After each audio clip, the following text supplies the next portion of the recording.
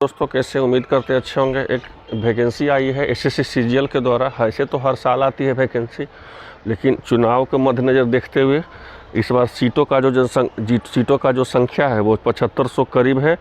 और ये आपको 7500 प्लस ही सीट होंगे इसमें, और आईडी होंगे इसमें सीट। चलिए एक एक करके देखते हैं।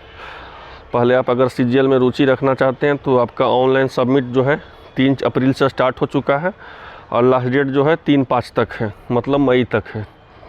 और अगर लास्ट डेट ऑफ पेमेंट का है 4 मई तक है। और आपको last date of generation of offline challan, अगर आप ऑनलाइन आपके सुविधा नहीं है, अगर बैंक के थ्रू जाना चाहते हैं तो 4 तारीख तक है।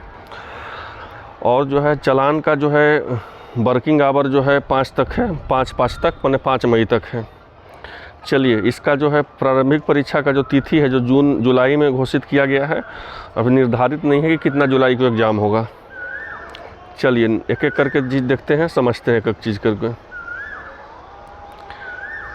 विशेष तो सीजीएल के बारे में जानते हैं कौन कौन सा पोस्ट है। एक है assistant audit officer, account officer, section officer, assistant section officer, assistant section officer जो सेंट्रल सेक्रेटरीज सर्विस में है, एक आईबी में है, एक इंडियन रेलवे में है, एक मिनिस्ट्री ऑफ एक्सटर्नल अफेयर्स में है, एक है AFHQ में है, और है ministry of electronic information technology में है, और आपको CBT का है, इंस्पेक्टर का है।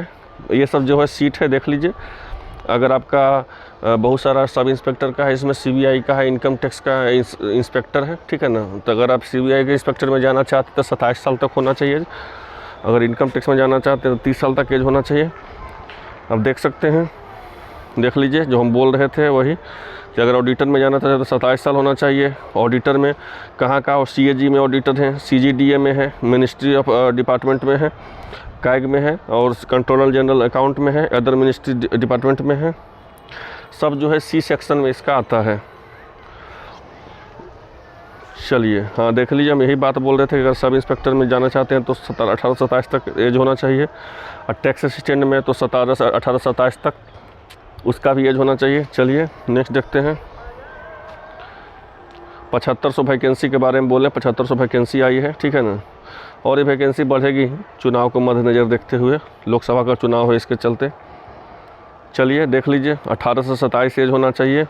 एज जो आपका कैलकुलेटिंग होगा 2/8/96 से 1/8/2005 तक, ये सब एज है। अगर आप SC ST में बिलोंग करते हैं तो 5 साल की छूट मिलेगा, OBC में 3 साल के, और PWD में 10 साल के।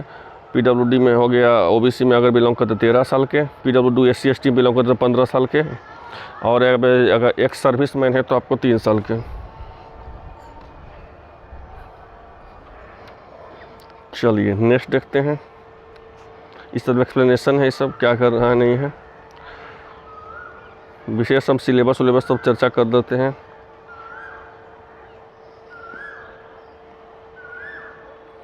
अगर आप जो है एक चीज़ ध्यान देना है कि अगर आप असिस्टेंट ऑडिट ऑफिसर भरना चाहते हैं तो उसके लिए आपको बैचलर डिग्री होना चाहिए। बैचलर डिग्री के पास साथ ही आपको CA चार्टेड अकाउंटेंट का, और आपको मैनेजमेंट का, कंपनी सेक्रेटेरिएट का, मास्टर ऑफ कॉमर्स का, इसका आपके पास डिग्री होना चाहिए। जूनियर स्टैटिस्टिकल ऑफिसर में क्या होना चाहिए भाई, कि इसके लिए आपको बैचलर डिग्री तो होनी ही चाहिए, तो प्लस 60% नंबर आपको मैथ में होना चाहिए 10+2 में। और अगर आपका स्टैटिस्टिकल इन्वेस्टिगेटर का ग्रेड का है, इसका क्या होना चाहिए, तो बैचलर डिग्री होना चाहिए, ठीक है। चलिए, हाउ टू अप्लाई है, ये तो अप्लाई कर सकते हैं आप। 100 रुपया लगेगा, अब 100 रुपये भरने में फॉर्म लगेगा। 8/5 तक है क्लोजिंग विंडो। सेंटर के बारे में आते हैं तो CR में है, सेंट्रल रीजन में भागलपुर आ जाएगा, मुजफ्फरपुर आ जाएगा, पटना आ जाएगा, पूर्णिया, आगरा, बरेली, गोरखपुर, झांसी, कानपुर, लखनऊ, मेरठ, प्रयागराज, वाराणसी। ईस्ट रीजन में जाना चाहते हैं, ER रीजन में, तो फिर आपको जमशेदपुर, ये सब समझ रांची में जाना पड़ेगा।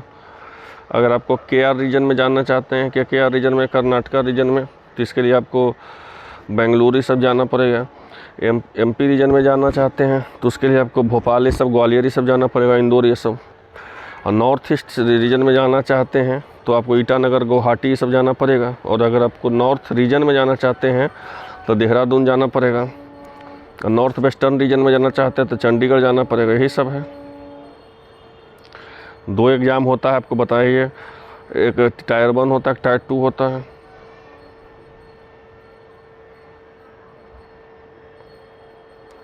टायर 1 का देख लीजिए नेचर ऑफ एग्जामिनेशन का, इसमें आपको रीजनिंग चाहिए, 25 क्वेश्चन रहेंगे। 25 क्वेश्चन जो है इसमें जीके रहेंगे, 25 क्वेश्चन मैथ रहेंगे, 25 क्वेश्चन इंग्लिश रहेंगे। ये 25 क्वेश्चन हर क्वेश्चन 2 नंबर के होगा, तो ये 50 200 अंकों का होगा।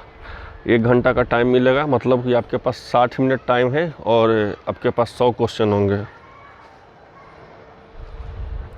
हाँ, इसमें निगेटिव मार्किंग भी ध्यान देना है, 0.50 है।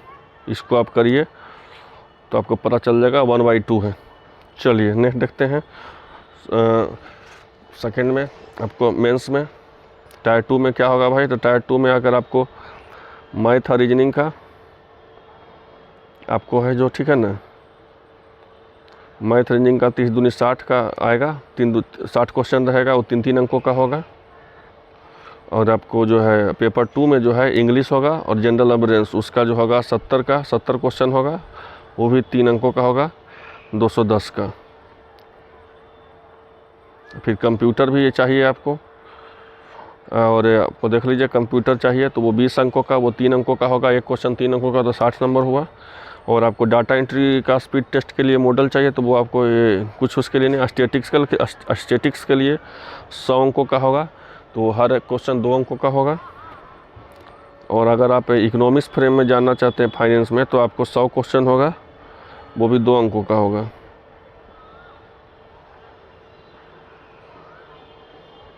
तो ये है इम्पोर्टेंट क्वेश्चन। इस सिलेबस इसका जो है देख लिए, बहुत अच्छा है। देख लीजिए जनरल रीजनिंग का सिलेबस है, ये अवेयरनेस का सिलेबस है, ये जीके का, ये मैथ का, इंग्लिश का।